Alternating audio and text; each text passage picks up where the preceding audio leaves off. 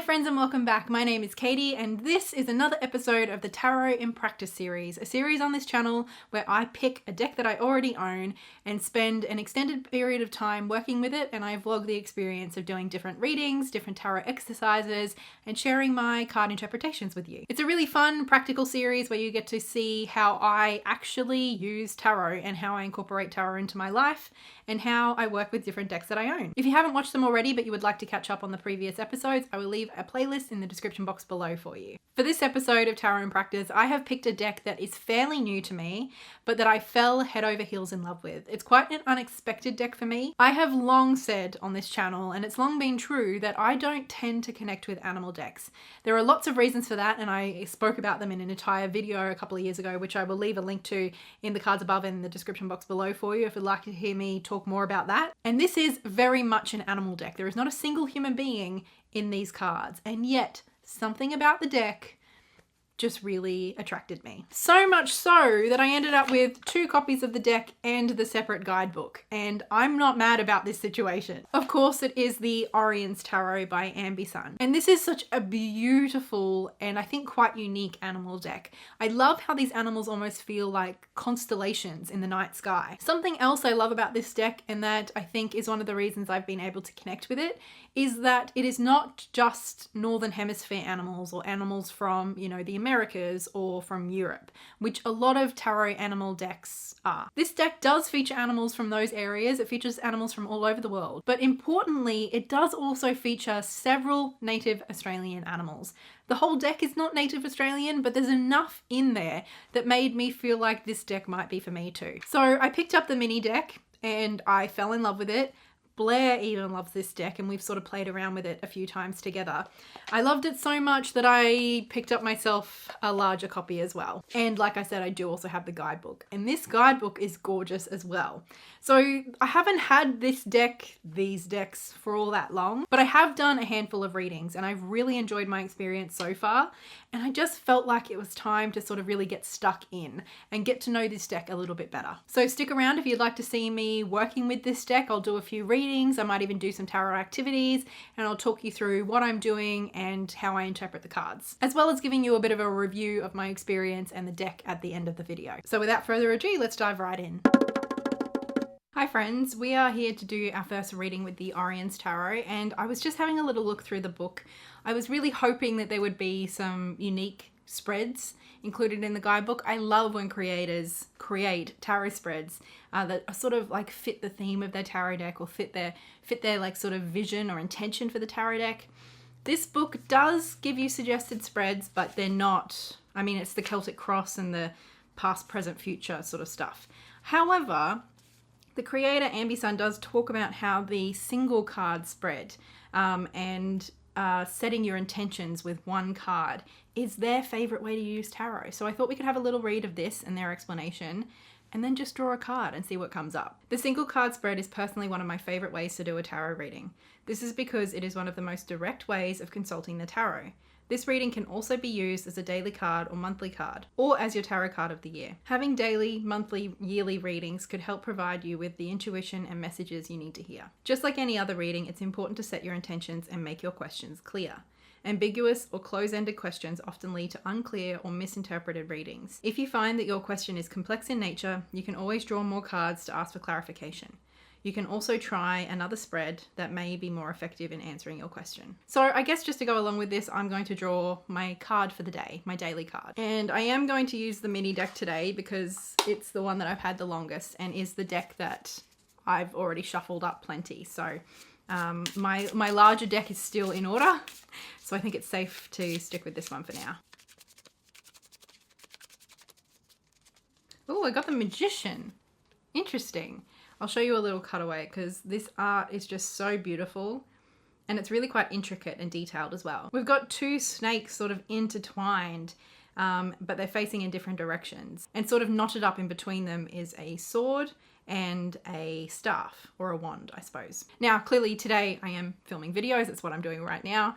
So I'm in a bit of a creative mood. I'm sort of like, you know, doing things. I've set my intentions, I've made the plans, and now I'm putting things into action using the skills that I have around video making and all of that. I think that's very magician-like. But as I'm still getting to know this deck, and it is animal based. I would love to have a read of what Ambi Sun has written in the guidebook. I have read through the guidebook when I first got this deck, and I really enjoyed that experience. I think the writing is really clear, but it explores the messages of the cards in really interesting ways. So let's do that. The guidebook also is just gorgeous. Like, it's a hardcover, it's formatted really well, and I love how we've got sketches from the cards in the guidebook as well. It's just beautiful. So for the Magician, we've got the upright meanings of resourcefulness, logic, and influence, and the reverse meanings of uncertainty, conniving, and trickery. A pair of snakes wind together tightly, forming a complex knot around a sword and a wand, with one head pointing up and the other pointing down, connecting the spiritual and material realm.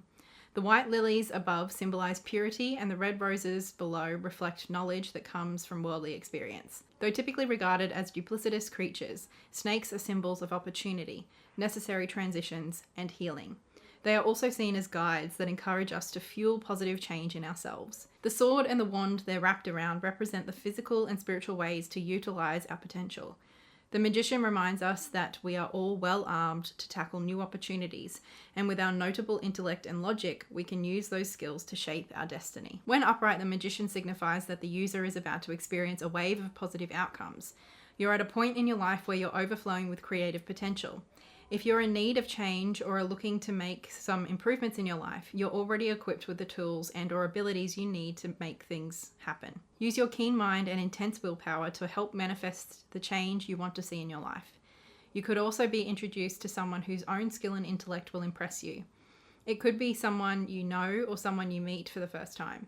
Never turn down an opportunity to learn more and gain a better understanding of the world and people around you. When reversed, the Magician represents doubts weighing heavy on the user's mind. You might be feeling less than your stellar self, or you're second-guessing your own abilities. These thoughts could put a damper on your drive and make you feel cynical about what your future might be, or where you're headed. In spite of the heaviness you feel, you can still craft positive outcomes for yourself. But while you're under this dark cloud of doubt, be wary of seemingly trustworthy people who might try to manipulate you for their own gain. Keep a level head and allow yourself to move at a slower pace with those who you're getting odd vibes from. The truth will eventually come to light. So for me, reading through that and just looking at this card, I'm very much thinking about the sword representing, swords, the element of air, and the wand representing fire and the suit of wands as well. And how those two suits and what they represent are bound up with these two snakes facing above and below. Kind of like I said before, I think this is a beautiful representation of bringing together our intellect, our intention with our actions and our passions to create with intention and with meaning. To me, the Magician is also someone who is confident in what they're doing. They know that they have those skills, those abilities, and they're harnessing them with intention. There's a self-awareness both of what they want to achieve, but also what they're capable of. And I suppose my main focus today is filming and creating videos and content. So those are really important things to remember, to sort of reflect on the skills and abilities that I have developed throughout the 8 years of making content. My skills and abilities as a tarot reader, as a book reviewer, as a bookseller, all of that sort of stuff, as well as the more production side of making videos. But then also bringing in that self-awareness and that conscious element of what it is I'm creating, what intention is coming behind it, and whether, I'm really utilizing my skills to their full potential, whether I'm actually making what it is that I want to be making in the way that I feel aligns with me and my values. I suppose it's also a reminder to reflect on all of the small details that maybe you don't think about when making content, and making sure I've sort of checked all those boxes that I need to be checking in order to be making content that I'm proud of. I think especially in terms of my second channel, there's definitely some things that I want to be doing, but I know will take a lot more time and effort and all of that sort of stuff. And I think this card is a little bit of a push to, if not do it right away, to really start putting the ball in motion and start thinking about how I can support myself in creating the content that I really want to be creating. Anyway, those are some thoughts on my daily card for today. I do find, for myself at least, when I draw a daily card, obviously I have those sort of initial responses and reactions and interpretations with the card, but I love leaving it out on my desk and then sort of coming back to it at the end of the day and just seeing how else, maybe in more subtle ways, that the card has come up for me throughout the day. So last year I read the Tarot Activity book and I really enjoyed this. I read it from cover to cover, and what I did as I was going through is basically, I don't know if you can see those purple flags, I flagged exercises and activities that I was particularly interested in doing. And so I thought today it would be fun just to sort of like pull this book out, and I flipped to a random flag. And the first one that I landed on is an exercise called The Deal. So that's what we're going to do today. And if you feel like playing along at home, feel free to grab the deck that you're currently working with and pull out the major arcana. And you can answer these questions along with me if you like in the comments below. But first, I have to grab actually my larger deck because it's still in order, which will be great for this because I have to pick a card at random from the major arcana only. So it's actually quite handy that I have 2 copies of this deck and one of them was still in order, so I could just easily pull out the major arcana. So I'm just going to shuffle them up. We're going to draw a card at random. Okay, so I've drawn the Lovers, which are these beautiful seahorses that are sort of intertwined. Very pretty. Okay, so we've picked a card at random from the major arcana. We've got the Lovers. The next step is to ask the card and answer from its perspective the following 2 questions. The first, what do you offer me? And this is very off the cuff, but I'm just going to go with what comes to mind. I offer you love, meaningful connection, and solidarity. I offer you the commitment not of 2 people completing each other, but of 2 whole individuals coming together, of choosing each other again and again every day. I offer you the joy of discovering what it means to participate in a partnership. 2 people coming together with different roles that do change over time, that are fluid and defined by each of you depending on capacity and need. I offer you the ability to make something great together. And then the next question to ask the card and to answer from its perspective, what do you want from me in exchange? So for all these gifts that the card is offering, what do I have to offer up in return? You need to choose love. You need to choose to come together. You need to make those choices that bring you closer together every day. This kind of love and this kind of joy is not the only love or joy to be found in the world. But if this is what you want, you need to choose it. You need to choose it through your actions, not just your words. I'm actually quite moved by this experience. I think, as you will know, that I've been in a long-term loving relationship since before I even started this channel. I think we've been together 11 years this year. Like, it's a long time. And this idea of having to choose each other every day, that even though we are in a long-term committed relationship, that I think it's important never to take that for granted. I guess I never want to rest on our laurels and just assume that because our relationship has been good, that it will always be good. I think a good relationship is something that you work on every day. And I suppose this card coming up in this way is just reminding me of how lucky and how blessed I am to have found someone who loves me as much as he does and who I love in return. And even though we are so different, like, we balance each other out in so many ways, we're almost opposites in a lot of ways, we also come together on our values and what we care about and on our decision to be together. He is also a Gemini, and I love that, like, the Lovers is often associated with Gemini. And I know the Lovers doesn't only refer to romantic relationships, but I suppose just my response to this card at the moment, like, obviously that is what it was making me think of. I honestly don't know how I feel about the 2 seahorses being like blue and pink. To me, that feels like an unnecessary gender association, but I do also like how in the background we've got like 2 triangles facing opposite directions, and that almost does feel like that sort of opposites attract symbolism, which I think does work for Blair and I in a lot of ways. I do think it's interesting that seahorses in particular do have like the roles of males and females is different to what we see across a lot of species in the animal kingdom. And I like that that has been chosen for the Lovers card. I think that's quite an interesting way of like subverting some of the more like gender norms within the Lovers cards that we often see. And I guess that did make me think about roles and relationships and how it is kind of easy, especially if you're in a, like, from the outside, a heteronormative looking relationship. It can be easy to have certain expectations filter in from the outside or to fall into certain roles. But I think Blair and I have been quite good at discussing like when we're noticing those sort of things happening and finding ways that we can live together that in ways that like work for us rather than in ways that are almost like learned behavior. I don't know if I'm explaining myself very well, but I feel quite moved by this card. And even though the idea of choosing commitment, choosing love every day, like in the small ways through actions, not just through words, is something that I very much believe and has been a big part of like how we communicate and what we prioritize. Even I can sometimes forget that I need to be showing with my actions that like I'm choosing us every day. So it's just a good reminder, I suppose, to check in with how committed I am to a healthy relationship through my actions, not just because I've said so in the past, if that makes sense. And of course, this can also be extended and applied to other kinds of relationships in my life, whether that be with family members or close friends. I guess it's just a good reminder that relationships and good relationships don't just happen through proximity, you know, like there's something that you work on every day. And I think that's a wonderful reminder, and not at all what I expected to come up in this exercise. I'm not sure what I was expecting, but it was not this. The Lovers is not a card that comes up for me very often, but here we are. If you played along at home and you would like to share your own responses to these prompts in the comments below, I would love to read them. So please feel free to share. Hello friends, it's been a little while since I updated this vlog because I've been quite busy and had a lot of stuff going on. But I am in the mood for a tarot reading, and I actually just stumbled across this spread called the Travel Tarot Spread by My Wandering Fool. I'll leave a link to it in the description box below. I am leaving in a few days for a bit of like a family trip. I'm going to another state to go to my cousin's wedding, and then we're going to Bateman's Bay, where a lot of you will know that my grandparents live, and we're going to spend a bit of time there and hopefully spend some time with them. The last time I went to Bateman's Bay with Mum last year was a really difficult 3-week period. It was supposed to be for a week. It ended up being for 3 weeks.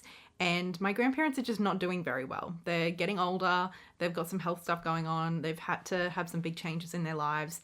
And Mum and I sort of helped get them started on that transition last time. And it was a really difficult period. So although I am looking forward to being in the beautiful part of the world that is Bateman's Bay, I'm looking forward to seeing many members of my family that I haven't seen for quite a while. I'm looking forward to many elements of it. I'm also, I don't know, just sort of getting prepared for what could be a bit of an emotionally challenging time as well. And this is a nice 5-card spread. We know that I don't love to do massive spreads, but 5 cards I feel like is a pretty good solid size for a tarot spread. And this just felt like the perfect spread to do in preparation for our trip next week. So I've got my pocket edition of the deck here. I'm just going to start shuffling and pull the cards. Our first position is, why do I need to go? Ooh, I've got Justice. Interesting. Position number 2 is, what will I discover? I've got the 9 of Swords. What lessons will this trip help me learn? I've got the Knight of Wands, which is a very pretty card. How can I best plan for my trip? Got the 8 of Swords. And then the last position is, what am I forgetting that's important? And I think I'm just going to open it up a little bit more and ask for a general advice card, because I think an advice card can speak to something that might have slipped your mind or that you're not paying enough attention to. Today I just want to expand it a little bit and ask for general advice about the trip. Got the 5 of Cups. Okay, and for card number 1, why do I need to go on this trip? I drew Justice. And I think immediately this is speaking to something that I think is quite important to me. I suppose I don't want to talk too much about my grandparents' situation because that is their private life, but my grandmother has recently been moved to a nursing home. She's not doing super great and the transition has been very difficult for her, but I think that some different members of my family have different ideas about their right to make decisions for her, or their need to make decisions for her. Basically, for me, I feel like this card is coming up as a good reminder of me, although I'm not like at the forefront of decision making, at least I think as an important part of the family, I think I suppose defending my grandmother's rights when I think it's necessary, sort of being an advocate for her. So I don't know that I will be in a position to directly make decisions, but I think this justice and sort of like what's right, what's fair, and my values around that, I think I can be a strong voice, I suppose, in any dynamics that might come up. Card number 2 is, what will I discover? And I drew the 9 of Swords. And in this card, it's quite creepy. We have like this big centipede, I suppose. It's sort of all like curled up in between almost these daggers, it looks like.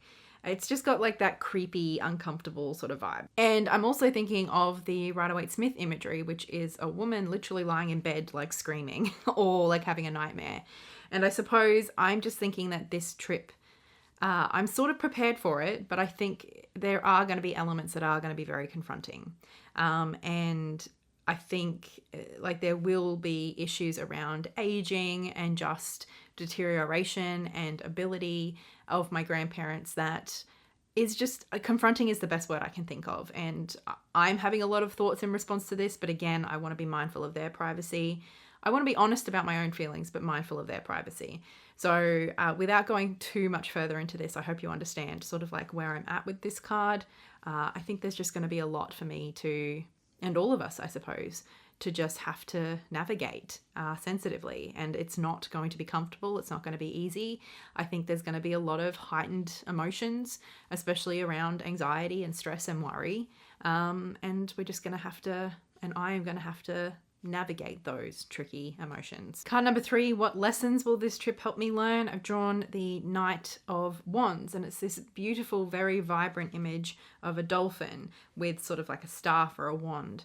And it's clearly got quite a lot of motion with the water around it. And I always think of the knights as representing some kind of action. As far as the court, they are usually, very often in many decks, the only court level, court rank that has momentum in them, that has movement in them. And the Knight of Wands in particular, the Knight of Fire, I think is a card with an awful lot of agitation and movement and just forward motion and direction. I think there's a level of riskiness, of assertion, of brashness, sometimes arrogance, sometimes thoughtlessness that comes along with the Knight of Wands. But there's also so much determination. So for me, I'm thinking of lessons of maybe that as someone who can be very in her head and mull over decisions for way longer than I should and agonize over those decisions, perhaps this trip is going to require me to just act on my instincts a little bit more, to make decisions on the fly and to just take action without a whole host of delay and deliberation. But of course, with that warning of making sure that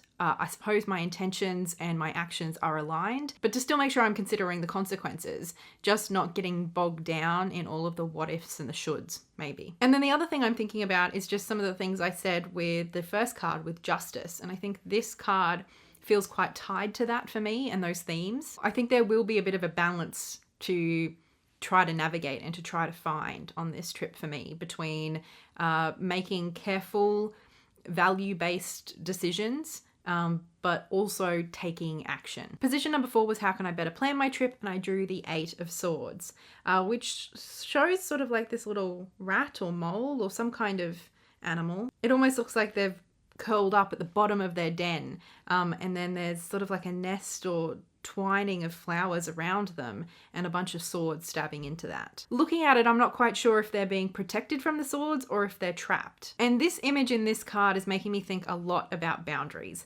Like literally with that ring, that yellow ring, which is the brightest, I think, focal point in this card, the most obvious thing that sort of stands out in the imagery, being like a barrier to these swords. Like the swords still sticking in, but the length of them looks like it should hit the mole and they don't. So for me, this is just a really strong reminder of having a very clear set of boundaries walking into this situation and almost like planning and preparing those boundaries ahead of time. I mean, not to bring overthinking into the situation, as we've learnt with the Knight of Wands may not be ideal at this time. I think I still need to have a good sense of what my boundaries are generally, and maybe in some particular situations that I know are likely to come up. To sort of take control in that way, to prepare myself and to make sure that I'm going to remain safe throughout the trip. So that I can be of service and so that I can take action like with the Knight of Wands, so that I can make decisions like with the Justice card. I need to make sure that I am protected, that I am safe. And I need to sort of set myself up for that now before I go. That needs to be part of the planning, not just a defensive mechanism when I get there. And our final card is just the general advice card, and I drew the 5 of Cups, which has these cups. 2 are upturned, like upside down. 1 in the middle is sort of turning over, it looks like, and the 2 at the bottom are still standing upright. But there's sort of like these crickets or locusts crawling all over them. And obviously locusts are very commonly associated with things like famine and like lack, I suppose, more generically. And first I'm thinking about the fact that like going into this situation, there is a lot of loss and grief already sort of happening as we're watching my grandparents get old and go through that journey. Like there's a lot that they already have lost, a lot that they are losing, and a lot that we're losing and watching them lose. Like it's an emotionally turbulent sort of time. But there's also joy there of being reconnected, being, seeing each other again. And so there's sort of those two, it's bittersweet. There's those two simultaneous emotions of happiness and sadness, of grief and connection. And I suppose I'm thinking about the need to allow all of those seemingly conflicting things exist at once. But as this is our final card, I do want to have a quick read of the guidebook because I really like this guidebook and I want to share it with you. And I do, if I am going to read a guidebook for any spread position, often it's the advice, like that final card. I think it can be really just a nice way to wrap up a reading and get a bit of a different perspective. So the 5 of Cups have got upright keywords of loss, remorse, and disappointment, and the reverse keywords of forgiveness, release, and acceptance. 5 locusts congregate around 5 sunken cups, voraciously eating away at the ivy around them. Locusts have oftentimes symbolized a famine brought down by the wrath of something greater than an individual. These swarms eradicate crops, leaving those affected with a heavy sense of despair and helplessness. The 5 of Cups rings true with a similar tragedy, only coming to light when a situation has gone awry. However, it's how you move on from your unfortunate circumstances that determines the overall outcome. When upright, the 5 of Cups suggests that the user is embroiled in a situation that has gone over their head. Things haven't gone as you expected them to, and you're filled with disappointment. The situation may have left you feeling bereft or introduced an unwelcome change, either through your job, your relationship, or some significant domain in your life. You're more focused on the event and the change that it brought than you are with figuring out a way to move on and heal. It's easy to fall into the trap of rumination, but those thoughts are holding you back. You'll need to forgive yourself and look at the deeper picture. Your hurt and pain are valid, but remember that there are opportunities all around you. Life goes on, and it's time for you to do so as well. Look forward to a brighter future and step forward towards the happiness you deserve. When reversed, the 5 of Cups suggests that you've recently undergone a situation that has set you back in ways that you hardly expected. You are disappointed, worried about how others may react, and you may even be locked into a state of denial, refusing to acknowledge the mistakes that brought you to this point. You've realized just how impactful these past choices can be, but this position is a reminder that it's time to forgive yourself for them. The past is fixed in stone.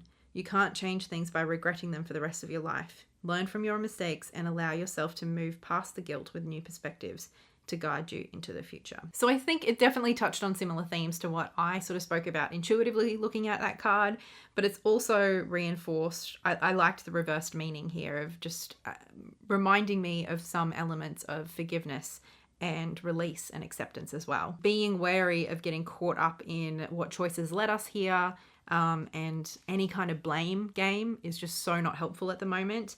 And although I'm definitely not doing that now, I think having this card remind me to avoid any of that if it comes up on the trip, if that makes sense. And even here, the line of it's easy to fall into the trap of rumination, but those thoughts are holding you back. I think I sort of essentially touched on that with several of the other cards.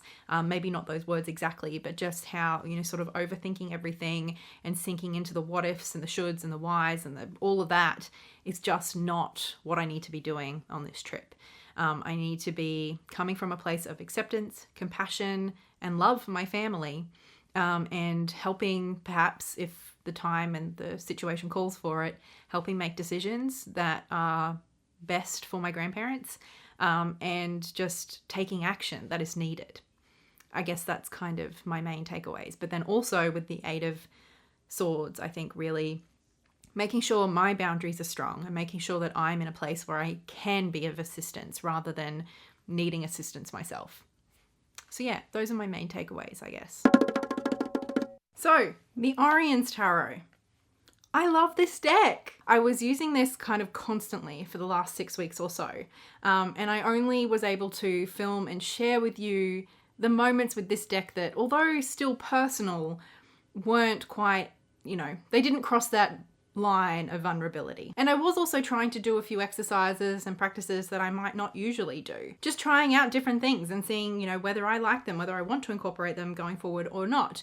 And whether, what sort of things work well with this deck. So I think it was just really fruitful time spent with this deck this month. And although I don't think this is a deck that I'm going to go to all the time for everything, like there are other decks in my collection that I feel more emotionally drawn to, that I feel are a bit more like workhorse style decks for me than this one. There's something so special about this one, and I think especially it being the only true animal deck I have in my collection, it definitely is very different from anything else that I own. I mean, this is the only deck I have 2 copies of, and I mean, it does feel a little bit over the top. I'm not someone who feels the need to buy backup decks, even of decks that I really, really love.